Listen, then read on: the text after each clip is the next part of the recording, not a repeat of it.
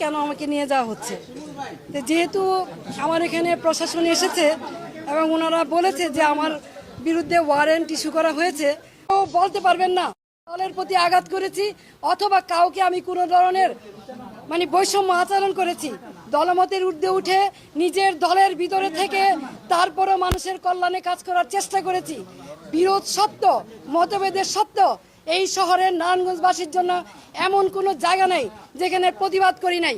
তৌকি হত্যা সহ সকল হত্যাকাণ্ডে যখন নারায়ণগঞ্জবাসী একদম চুপ ছিল, কেউ কোনো কথা বলে নাই, তখন আইবি আওয়াজ তুলেছে, এই শহরের মানুষকে কথা বলা শিখিয়েছে, অন্যায়ের বিরুদ্ধে প্রতিবাদ করা শিখিয়েছে। যে আমি কোনোদিন কোনো বিরোধী দলকে আঘাত করেছি, তাহলে কিসের জন্য, কি কারণে, কোন ষড়যন্ত্রের কারণে, কার স্বার্থে আমাকে অ্যারেস্ট করা হলো, আমিও প্রশাসনের কাছে জানতে চাই।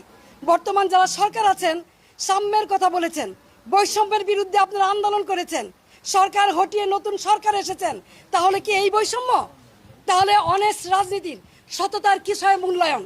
আমি তো বাড়িতেই ছিলাম, আমি তো পালাই নেই, তাহলে এইভাবে আমাকে অ্যারেস্ট করতে হলো কেন? সেই জবাব জনগণের কাছে চাই, জনগণই দিবে ইনশাল্লাহ।